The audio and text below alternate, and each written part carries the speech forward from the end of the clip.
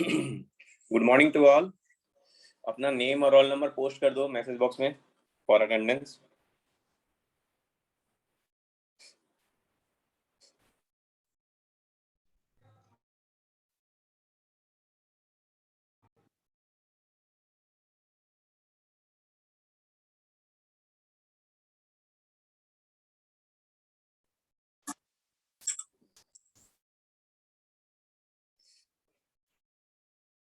Last class का जो problem था मात्र 2 बच्चों ने सॉल्व करके पोस्ट किया था और कोई नहीं किए थे। क्या सॉल्व नहीं हुआ या कोशिश नहीं किए थे?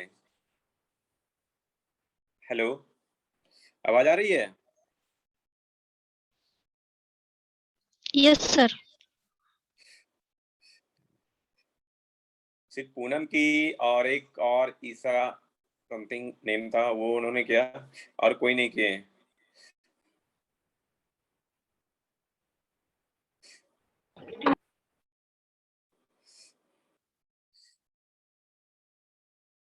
ठीक है, मैं उसको आज सॉल्व करता हूँ, उसके बाद हम लोग आगे बढ़ेंगे। तो 1 मिनट और वेट कर लेता हूँ लोगों को आने के लिए। कोई डाउट है लास्ट क्लास का? पोस्ट करते हैं क्या निशु? इसका वीडियो आपका पोस्ट नहीं किया हुआ रहता है, कहाँ पे करते हैं आप? यूट्यूब में क्या? क्या वीडियो? Yes sir. वीडियो का मैं फर्स्ट गूगल क्लासरूम में फर्स्ट डे मैं एक लिंक शेयर किया था।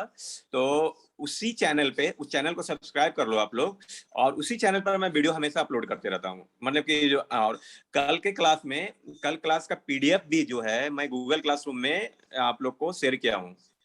तो पीडीएफ गूगल मिल गया, क्लासरूम वीडियो अब वीडियो के लिए जो फर्स्ट टाइम जो हमने अपलोड किया था ना, फर्स्ट टाइम का लिंक मैं शेयर किया था, तो उस चैनल को सब्सक्राइब कर लो आप। उस लिंक से चैनल में चले जाओ, चैनल को सब्सक्राइब कर लो।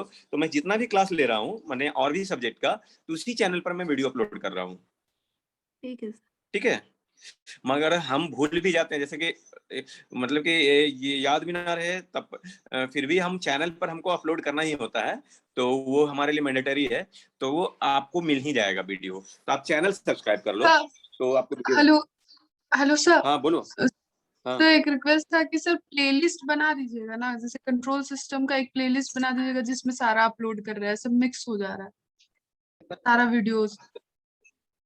तो एक चीज बताओ, तुमको उसमें फाइंड आउट करने में क्या दिक्कत है? मैं कंट्रोल सिस्टम लिखा हुआ रहता हूँ, टॉपिक लिखा हुआ रहता हूँ, तो उसमें क्या दिक्कत है? सर फिर भी है उससे कोई प्रॉब्लम नहीं है ना, हमको फिर अलग अलग मेंटेन करना पड़ेगा ना। नहीं समझ रहे हो? हमारा काम तुम मतलब कि बढ़ा रहे हो, और कुछ ऐसे बेनिफिट, आपको ज्यादा लॉस नहीं है। ऐसा नहीं है कि आपको बहुत ज्यादा टाइम ओके देना सर। पड़ रहा है सभी उसको। बस सिंपली आपको मतलब कि जो सब्जेक्ट टॉपिक से रिलेटेड है, आपको उसको वहां पे क्लिक करके देख लो। समझ रहे हो मेरी बात को? ठीक है सर। ठीक है। तो बहुत लोगों ने, 2 लोगों ने सिर्फ कल का क्वेश्चन सॉल्व किया था, और लोगों ने नहीं सॉल्व किया था। तो उसको मैं डील करते हुए आगे बढ़ता हूँ।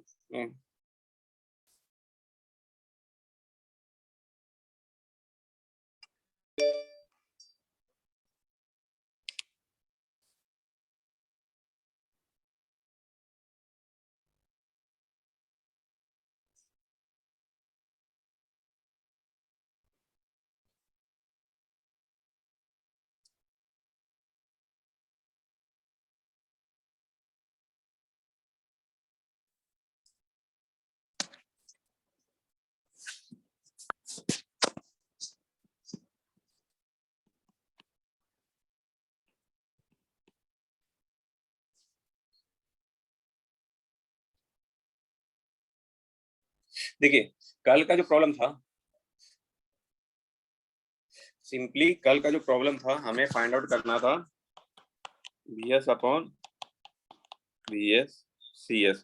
और जो सर्किट था, मैं सर्किट फिर से ड्रॉ कर रहा हूँ।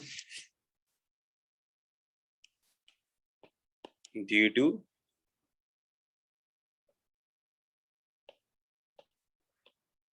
CS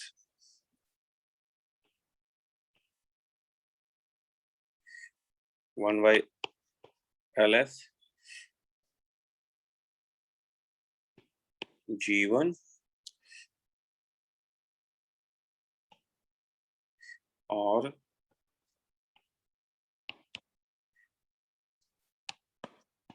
VS G1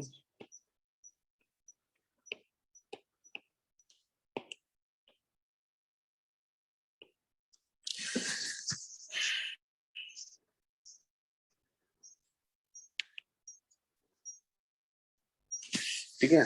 तो आपका यहाँ पर VL दिया हुआ था, VLS नहीं भी दिया हुआ रहेगा तो कोई दिक्कत नहीं है हमको, क्योंकि इससे मतलब नहीं है हमको, इसको ऑमिनेट करना है तो वहां पर हमको कुछ कंसीडर करना होगा। VCS अब देखिए हमको सिर्फ यहाँ पर इस पॉइंट, ये नोड जो है, ये नोड है, दोनों सेम नोड है, ठीक है, एक ही नोड है। अभी इस नोड पर हम लोग KCL निकालते हैं, outgoing current, all outgoing current summation of all outgoing current equal to 0 हम लोग लेके कंसीडर करते हैं, ठीक है। तो आपको जो देखिए जो होगा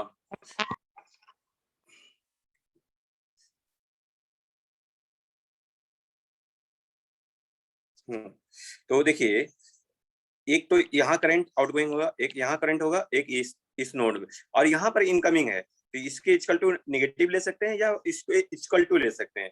तो आप इसको करो minus VS G1 plus VLS G1 plus आपका फिर VLS into 1/LS admittance plus आपका जो फिर इसमें जो करंट जा रहा है ये G2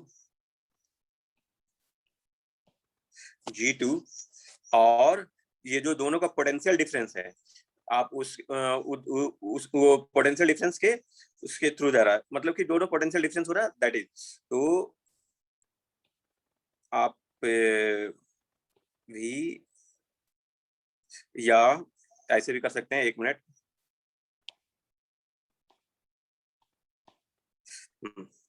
G2 plus CS into VLS equal to 0। ये इक्वेशन नंबर 1 हो गया।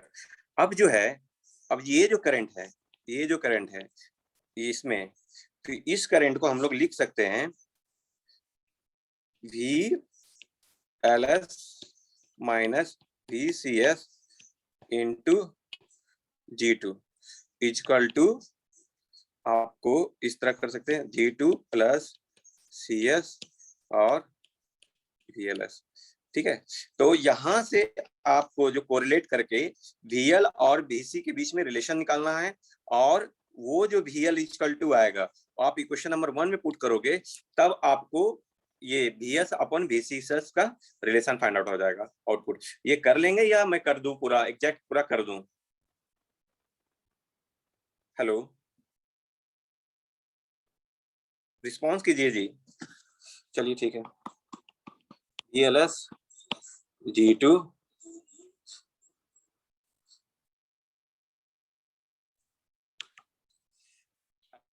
अटेंडेंस के लिए आप लोग नेम और रोल नंबर पोस्ट कर दो। G2 minus VCS G2 equal to G2 VLS plus CS VLS, ठीक है। तो यहाँ से VLS तो ही था ही, तो इसको VCS G2 equal to VCS G2 minus VLS G2 minus CS VLS, और यहाँ पर सॉरी ये VLS, ठीक है। तो VLS equal to G2 minus, तो G2 कैंसिल हो जाएगा,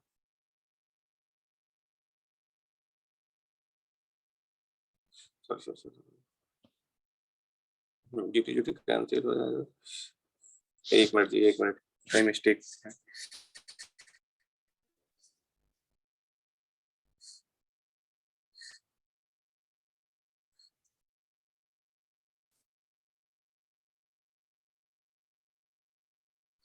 VLS माइनस VCS G2 और G2 CS G2 cancel out.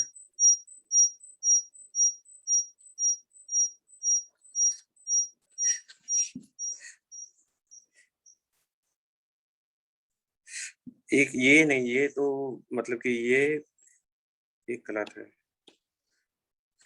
ये एक मिनट आपका हो जाएगा।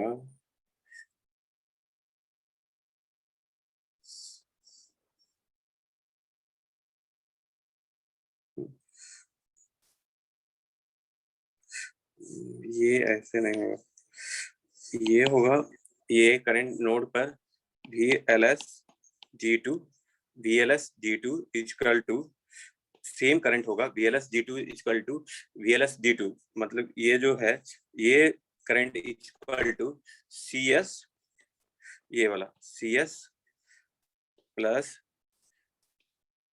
G2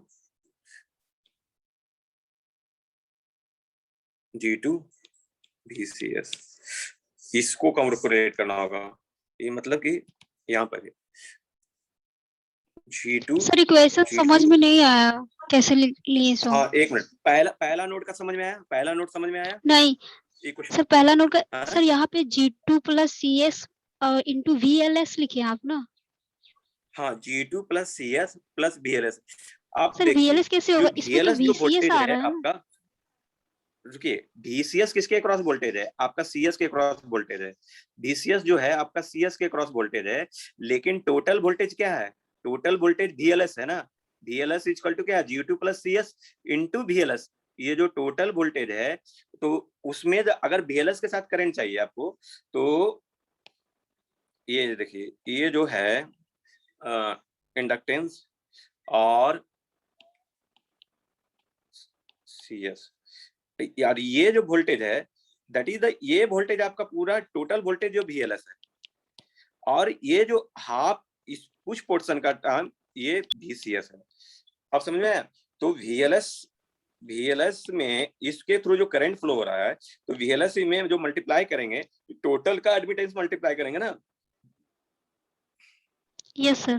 समझ रहे मेरी बात को, है ना? हाँ तो आप टोटल समझ का आ रहे। एडमिटेंस मल्टीप्लाई करेंगे ना, तो टोटल का एडमिटेंस G2 प्लस CS हो जाएगा तो VLS के साथ। तो अब जो है यहाँ एक चीज हो गया। अब जो है कि अब जो CS G2 है, G2 VLS, जो G2 VLS करेंगे, मतलब कि इसके थ्रू जो करंट जा रहा है आपके, ये जो करंट है, ये करंट है और ये करंट है। अब इंडिविजुअली देखो, ये करंट और ये करंट क्या है? दोनों सेम है कि अलग है? दोनों सेम करंट है। तो G2 VLS इक्वल टू आप लोग लिख सकते हैं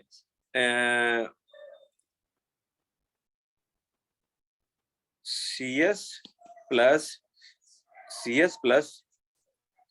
G2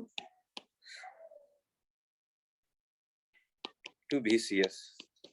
इसके थ्रू आपको दोनों को कोरिलेट करना है और वहां से आपको फाइंड आउट करना है। एक मिनट,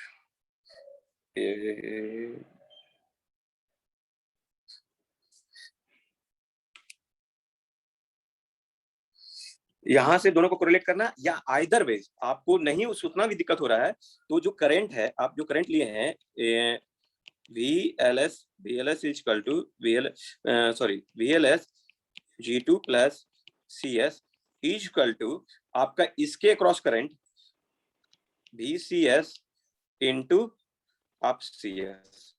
ये ले लो, छोड़ो ये आप करो, आपको VLS equal to G2 into CS और VCS के थ्रू आपका ये करंट, दोनों सेम करंट है। आप दोनों को इक्वेट करके आप इसको सॉल्व करें।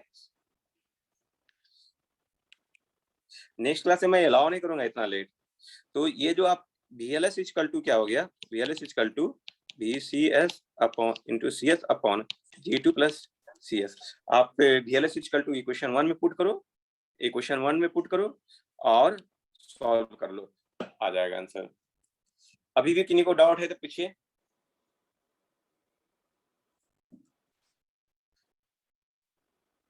अभी भी किन्हीं को डाउट है तो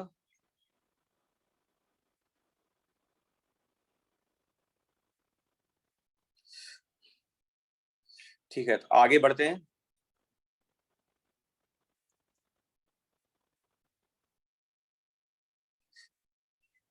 एक प्रॉब्लम लेते हैं और इलेक्ट्रिकल नेटवर्क का, फिर मैकेनिकल सिस्टम में हम लोग जाएंगे।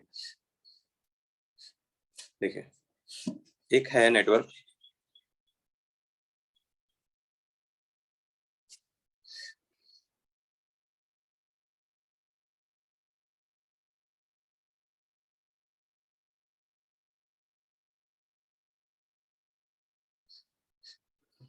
मान लीजिए कि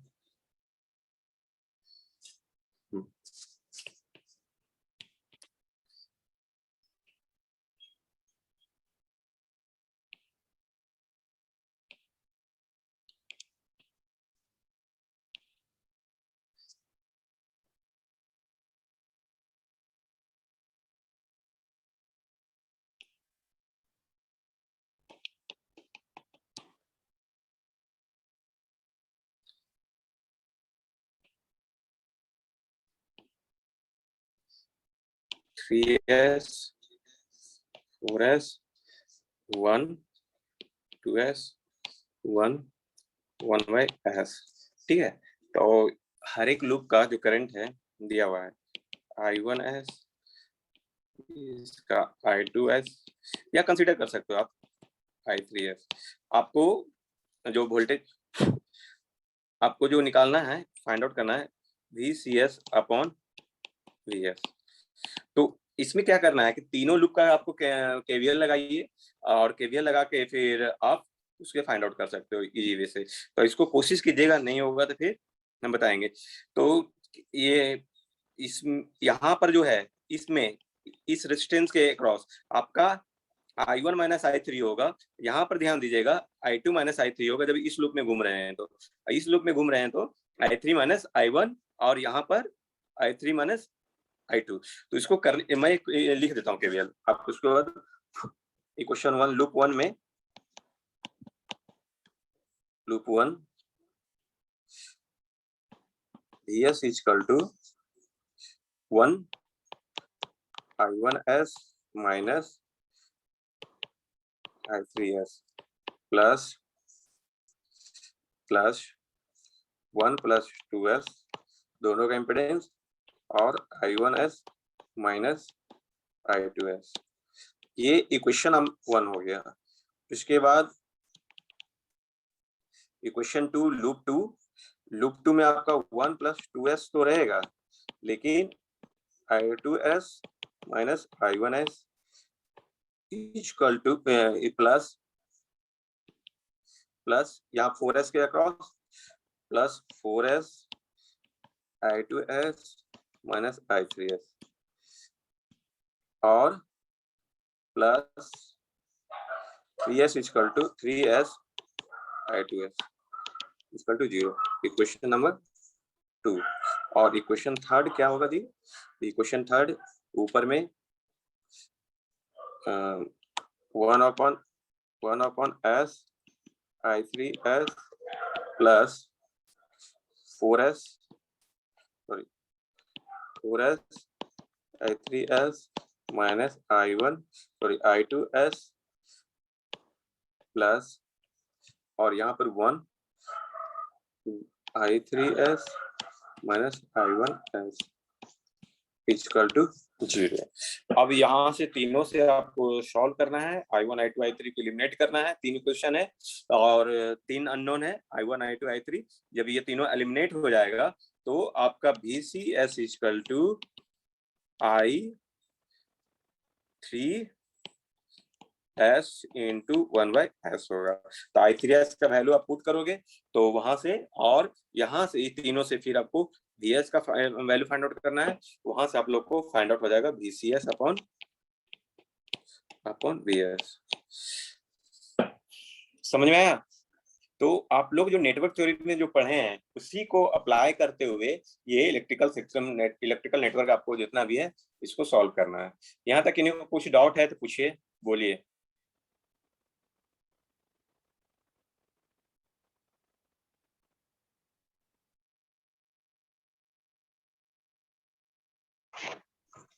हाँ बोलिए। सर हम केवीएल को हटा के और भी कोई एनालिसिस लगा के बना सकते हैं ना, कोई प्रॉब्लम तो नहीं है? हाँ, कोई भी देखो, मेन ऑब्जेक्टिव है आपको output by input find out करना। तो ये आप पे डिपेंड करता है कि आप क्या सुटेबल है।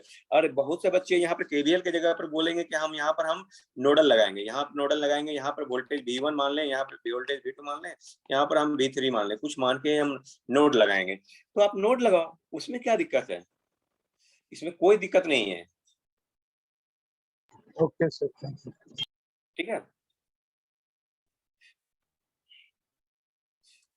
हो जाएगा।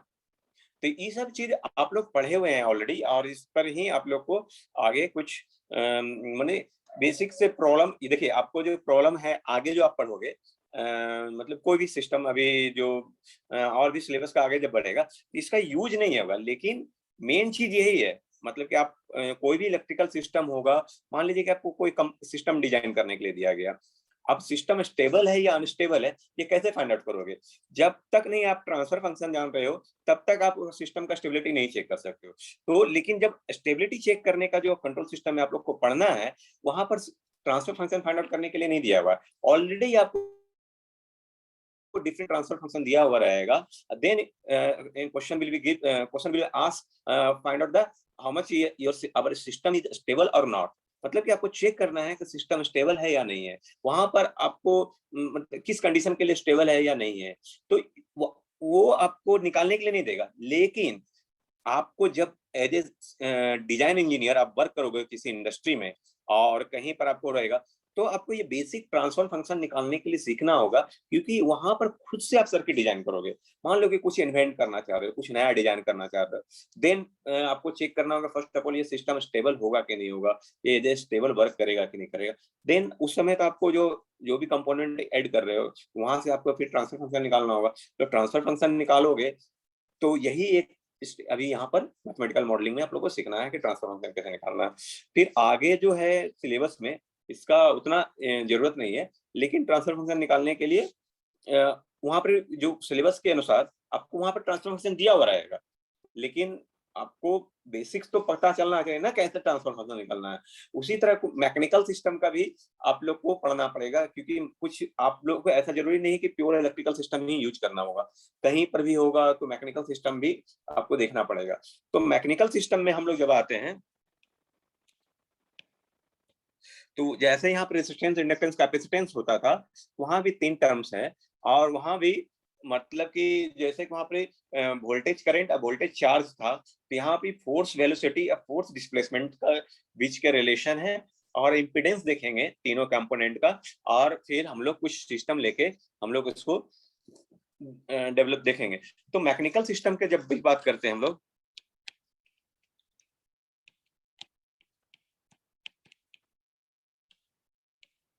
तो इसमें 2 तरह का सिस्टम होता है जी, ट्रांसलेशनल सिस्टम,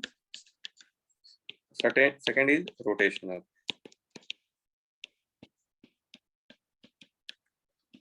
ठीक है, बहुत सा सिस्टम है जहां पर रोटेशन टाइप का एलिमेंट लगा हुआ रहता है, तो वो उस पर वो उसका ट्रांसफर फंक्शन निकालना होगा, तो हम लोग उसको देखेंगे।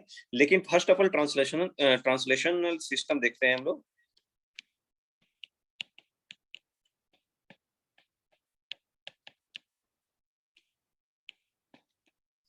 ट्रांसलेशन सिस्टम, तो 3 एलिमेंट जो इसमें है, कंपोनेंट जो है, फर्स्ट कंपोनेंट है स्प्रिंग। आप लोग 12th क्लास में पढ़े होंगे सर।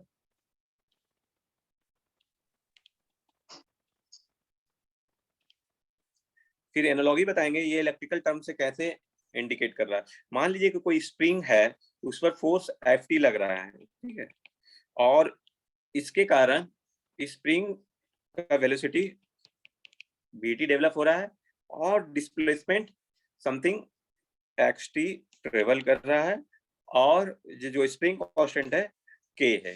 तो फोर्स वेलोसिटी रिलेशन क्या होगा? Force velocity relation Ft equal to, बताइए क्या होगा?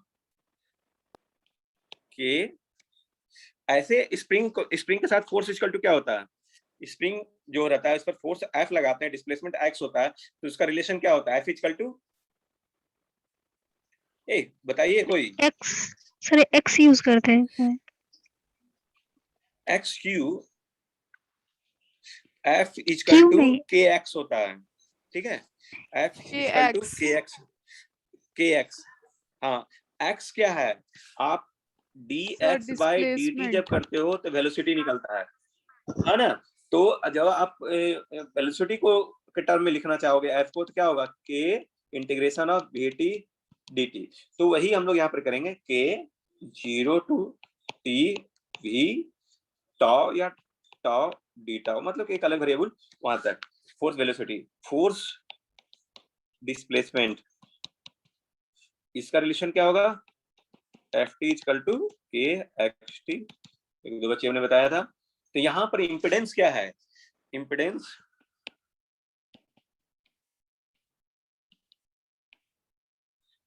जो है आपका, that is F S equal to X S equal to K, जो इसके लिए क्या है, इम्पिडेंस के है।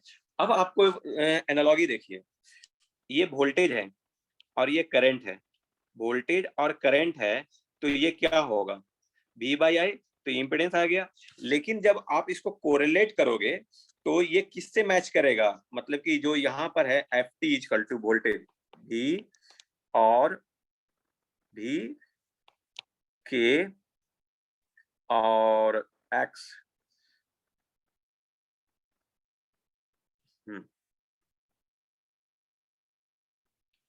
X, तो ये V इंटू भी करंट वोल्टेज और करंट, ये करंट, तो ये के किससे मैच कर रहा है, ये रेजिस्टेंस से मैच कर रहा है। तो ये जस्ट लाइक जो जब एनालॉजी आप देखोगे, मतलब मैकेनिकल सिस्टम से इलेक्ट्रिकल सिस्टम, उसको अलग से मैं लिखवा दूंगा, दैट इज द के विल बी द रेजिस्टेंस, और भी हम लोग देखेंगे मैच करेगा सब डिफरेंट डिफरेंट। अब नेक्स्ट है डैम्पर, विस्कस डैम्पर,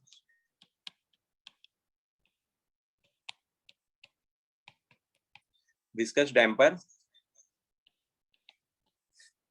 हाइड्रोलिक जहां जहां यूज होता है वहां पर होता है, आप जो क्रेन वगैरह सब चीजें देखते हो, जेसीसी सर भी एक बार देखते होगे। उसको फिर से रिपीट कर दीजिए ना स्क्रीन को। क्या करें, सर एक बार नीचे कर, रिपीट सर कीजिएगा स्क्रीन को एक थोड़ा बार फिर सा। से। अच्छा इसको फिर से रिपीट कर दें। Yes sir, yes sir. Yes हाँ सर। देखो, कंपोनेंट हम लोग स्प्रिंग लिए, तो K इक्वल टू के एक्स, F इक्वल टू, जो हम लोग जो रिलेशन निकालना है वोल्टेज, फोर्स और वेलोसिटी के बीच में, फोर्स और वेलोसिटी के बीच में रिलेशन निकालना है। तो हम लोग जानते हैं F फोर्स जब F लगाते हैं कोई स्प्रिंग पर और उसका डिस्प्लेसमेंट x होता है, वेलोसिटी vt अगर है उसके साथ, तो के स्प्रिंग कांस्टेंट है, तो F इक्वल टू के एक्स हम लोग जानते थे, 12th क्लास में हम लोग पढ़े हैं F इक्वल टू के एक्स, ठीक है। तो x को हम लोग v के फॉर्म में इस तरह लिख सकते हैं, integration of 0 to t v tau d tau, ये तब फोर्स और वेलोसिटी के टर्म में हमारा ये लिखा गया। लेकिन अब जब फोर्स और डिस्प्लेसमेंट के रूप में लिखना होगा तो डायरेक्टली हमारा एफ टी इक्वल टू के एक्स टी, ये यहाँ पर जो हम लोग जानते हैं वो लिखा गया। अब है इम्पिडेंस फाइंड आउट करना, तो इम्पिडेंस जैसे कि हम लोग वहां पर voltage by current find out करते थे, यहाँ force by displacement, that is the impedance. तो फोर्स बाय डिस्प्लेसमेंट जो क्या हुआ, के आ गया। तो आप वोल्टेज और करंट एनालॉजी से मैच कराओगे तो के किससे मैच कर रहा है, के जस्ट लाइक रेजिस्टेंस, ठीक है। तो ये मैं लिखा दूंगा एनालॉजी। और उसी तरह विस्कस डैम्पर आते हैं, तो वहां पर जैसे कि स्प्रिंग कांस्टेंट के था, यहाँ जो है विस्कस डैम्पर का एफ बी, ठीक है। अगर हम फोर्स लगाते हैं एफ टी और इसमें भी डिस्प्लेसमेंट एक्स टी होता है, सम डिस्प्लेसमेंट एक्स टी होता है और some velocity with velocity V T, तो फोर्स और वेलोसिटी जो एनालॉजी है, माने फोर्स और वेलोसिटी रिलेशन, ये F T equal to directly F V V T ये होता है, ठीक है। तो F T equal to F V, मतलब जो ये क्या है, एफ वी क्या है, विस्कस डैम्पर का कांस्टेंट है। जैसे यहाँ पे के क्या था, स्प्रिंग कांस्टेंट, ये विस्कस डैम्पर का कांस्टेंट है एफ बी। और उसके बाद फोर्स और डिस्प्लेसमेंट का एनालॉजी क्या हो जाएगा, एक्स का एनालॉजी क्या हो जाएगा जी, फोर्स और डिस्प्लेसमेंट का analogy F T equal to F V. भी को हम लोग क्या लिख सकते हैं, एक्स के रूप में dx अपॉन dt। अब हम इम्पिडेंस जब हम देखेंगे बाबू,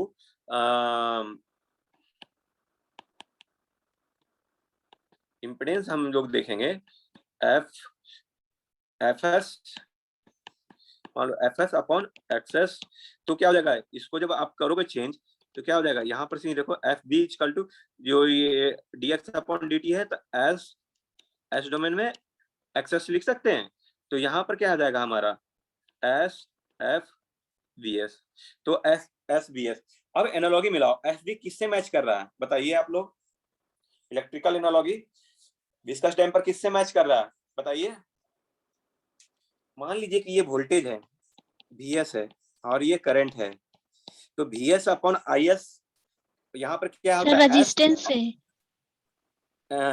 इंडक्टेंस से, ये इंडक्टेंस से मैच कर रहा है कि वहां पर, क्योंकि इलेक्ट्रिकल अगर रहता है तो एस एल होता है, तो यहाँ पर क्या हो जाएगा, ये इंडक्टेंस से मैच करेगा। ठीक है, तो दो हुआ spring viscous damper, third one is the mass. हम लोग इसको 12th क्लास में हम लोग भी देखेंगे बराबर। एक कोई मास है, मतलब कि कोई बडी है, कोई भी मास हो सकता है, उस पर फोर्स एफ टी लगा रहे हैं और मास का डिस्प्लेसमेंट एक्स टी हो रहा है, तो एफ और वेलोसिटी वी टी के साथ मूव कर रहा है। तो एफ मास के टर्म में आप बताइए एफ टी इक्वल टू क्या लिखाता था, 12th क्लास में पढ़े होंगे, एम और ए। एम ए क्या है, मास का वेट मास है, into M acceleration. A acceleration. Acceleration. ठीक है, गुड। तो F T V T equal to F T equal to M, जो मास का वैल्यू है, और इसको एक्सेलरेशन को हम लोग dv बाय dt लिख सकते हैं, और F T equal to X T है, एफ टी एक्स टी है रिलेशन, तो F T equal to M D square X D T लिख सकते हैं। ठीक है, तो यहां तक लिख दिए। अब इम्पिडेंस की बात आएगी,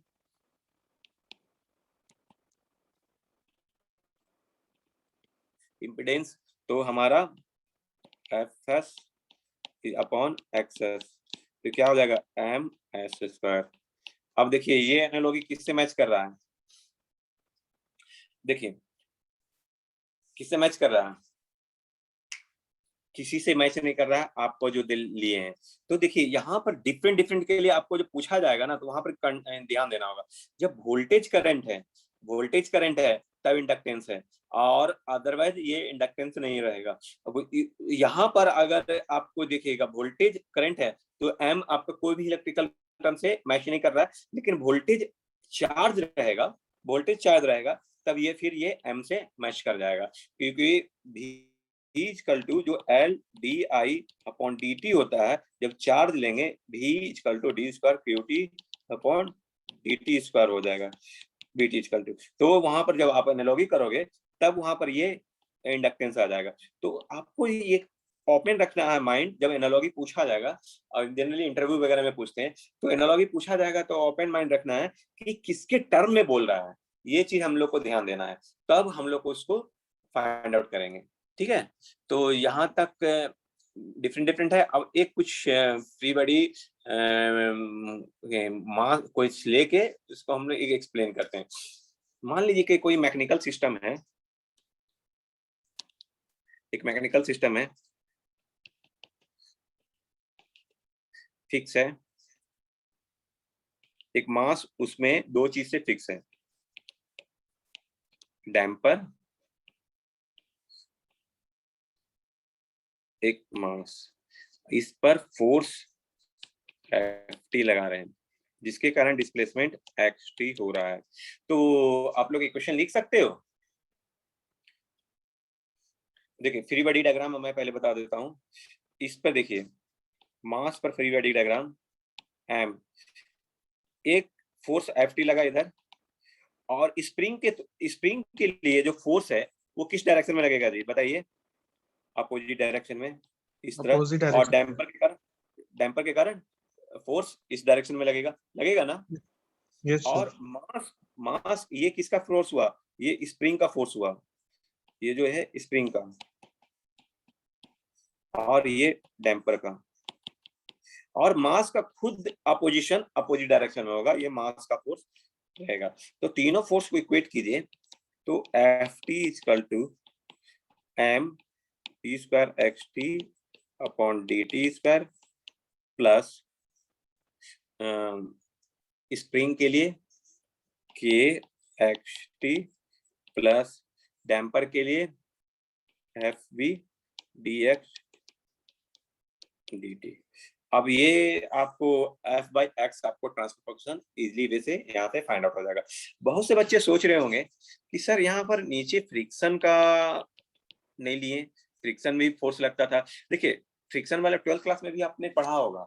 बहुत सा जो हम लोग जो सब्जेक्ट डिस्कशन करते हैं विदाउट फ्रिक्शन डिस्कस करते हैं, जब फ्रिक्शन का वैल्यू दिया हुआ रहेगा, फ्रिक्शन के बारे में बोला हुआ रहेगा, then we have to consider it, otherwise हम लोग कंसीडर नहीं करेंगे। और जितना भी ये जो हम लोग जो इलेक्ट्रिकल सिस्टम में, ये कंट्रोल सिस्टम में डिस्कशन करते हैं मैकेनिकल सिस्टम बारे में, तो जनरली फ्रिक्शन को कंसीडर नहीं करके ही हम लोग डिजाइन करते हैं और उस पे हम लोग आगे बढ़ते हैं। तो यहाँ से इसको आप लोग को ट्रांसफर फंक्शन निकालने के लिए कुछ नहीं करना है। लैप्लास डोमेन में fs m x square X plus k X plus fv s X. तो आउटपुट क्या हो रहा है? एक्सेस। तो X S upon fs is equal to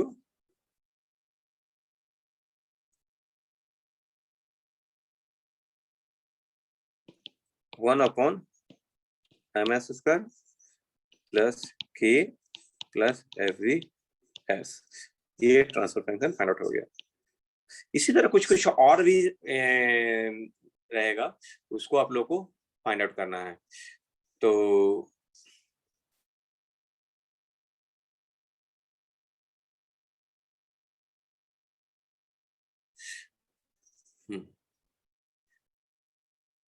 एक मैं देता हूं, ये उसको आप लोग का जो मैं बुक शेयर किया हूं उसमें एग्जांपल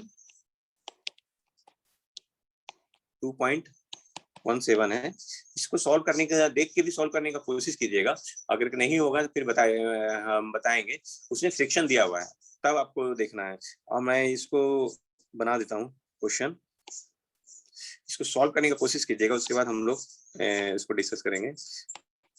M1 मास, M2 स्प्रिंग यहाँ से फिक्स है,